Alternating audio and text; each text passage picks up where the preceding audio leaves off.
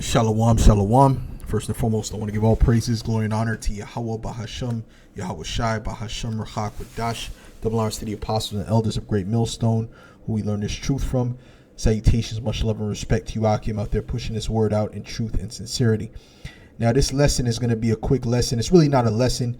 It's more of a message to you brothers and you sisters to not keep too much money in the bank, okay? You don't want to keep too much money in these banks. Okay, these banks are zombie companies at the moment. You know, they're at the brink of foreclosure.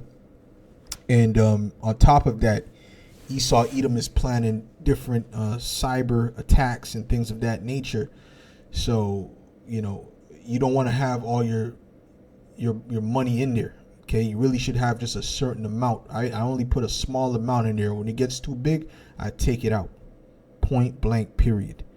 Okay, so this is a message, man, and I've been saying this, all right, because we're getting to that time now, okay, where Esau's gonna put the lockdown on these people. So anyways, I'm gonna play this video real quick to show you what can happen with the banks. And welcome back to The Factor Uncensored. Some Bank of America and Zelle customers are ticked off because there's money, or there was money, missing out of their accounts today. They took to social media to put the financial institution on blast. So I'm a Bank of America and everybody's missing money.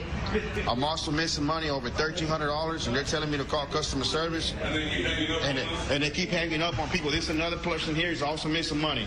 Ed, people have been ticked off all day with Bank of America and Zelle. Some of them have said and posted on social media they didn't have access to their money, their funds in the bank. What's going on? Well, you know, Zelle, from the January 14th to 17th, the transactions were slow, and there was some type of glitch, but Bank of America said that 3 o'clock Central Time that it's been fixed. And I want to remind people that with Zelle, you know, it's a way to transfer money from one bank to another, but you're not protected. So if you're dealing with someone that you're sending money to for a product or service, you have no protection if it's not delivered. So I recommend in those type of transactions that you use a credit card that has the protection for you. So there is no guarantee there, and there's nothing in writing that will guarantee your transfer. That's right.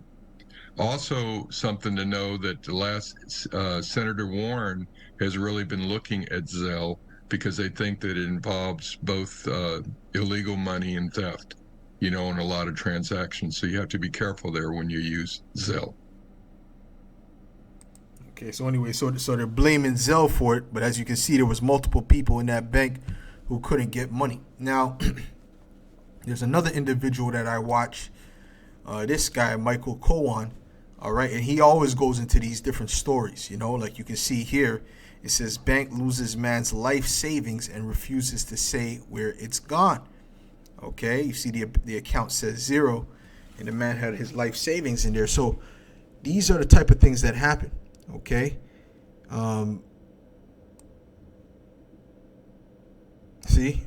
let's read this one. It says banks have until January 1st to find missing 65 trillion.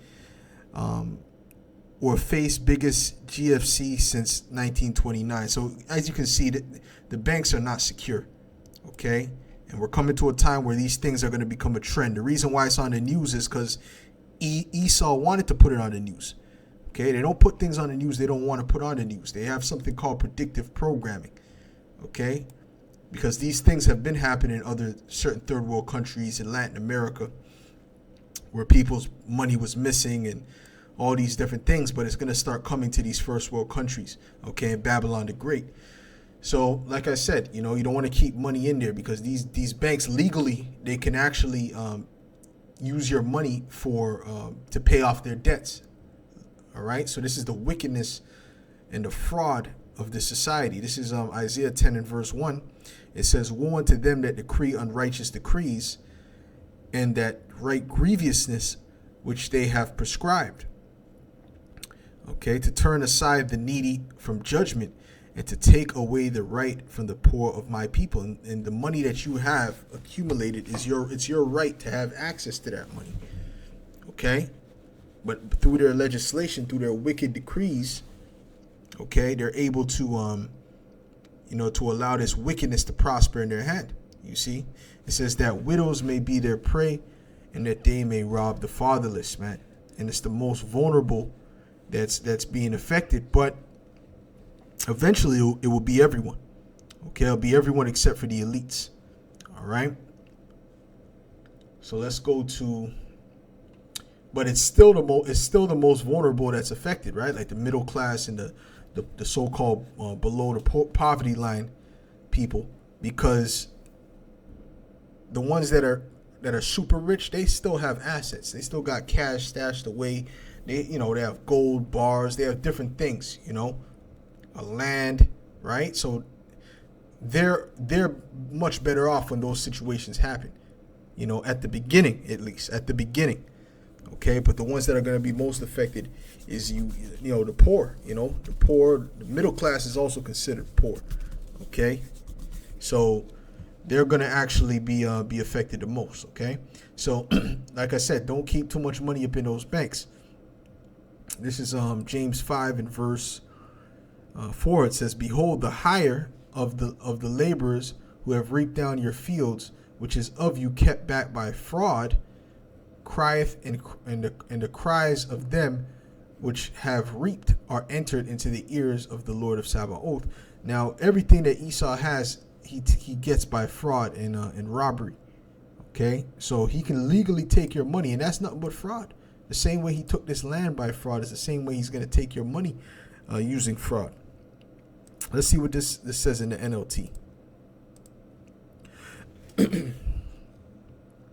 This is James 5 and 4. It says, "For listen, hear the cries of the field workers whom you have cheated of their pay." Woo! And that's what they've done. They cheated the people. They cheated the people of their pay already by these taxes, but they're about to literally just take these people's money. And these people are going to go crazy. As you've seen with the Bank of America, that's going to happen in multiple banks. All right. And then there's going to be a run on the bank. So that's what I'm saying. Don't wait till the last minute. And then you're going to try to get your money out. And you're not going to be able to access your money. You want to be ahead of time. We're supposed to be visionaries. We're supposed to be able to see, far ahead, through the wisdom and knowledge of Yahweh B'Shem Yahushai. It says, "The wages you held back cry out against you. The cries of those who harvest your fields have reached the ears of Yahweh of heaven's armies." All right, so the ones who harvest the field represents just the working class people. Okay, they're about to go crazy.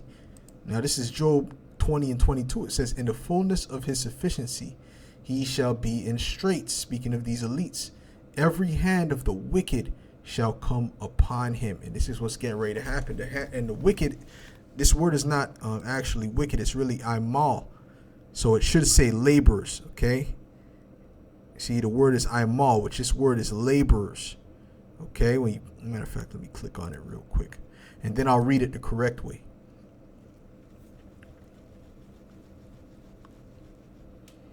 See, imal, it says labor, take, workman. All right. Misery. All right, so this is incorrect. Wicked is incorrect. Okay, labor and workman is the correct one. All right, the correct word to use. So let's read that again correctly. All right, to get the context, it says, "In the fullness of his sufficiency, he shall be in straits. Every hand of the laborer shall come upon him." Okay, so these different prime ministers and mayors, they better have a spot in those bunkers, because if they don't have a spot in those bunkers, they're going to be left for dead, because people are going to be looking for them. The scriptures say in 2 Ezra 15 that they shall not regard kings nor princes, man. All right, they're going to be looking for BLOOD in that day. I'm talking about the average person. Okay, us, we're not going to be partaking in that. We're just going to trust in Yahweh B'Shem Yahushai. So this is a message, a public service announcement, if you will, to you brothers and you sisters. Do not keep a lot of money in the bank. Okay, only keep a small portion in the bank and take the rest out. Okay, if you can buy silver, buy that. Buy a little bit of that too. There's nothing wrong with that. Some tangible assets, nothing wrong with that. But the main thing is not to keep all your money in the bank. All right. So with that, Lord's willing, this was edifying to the elect, and I'll say shalom.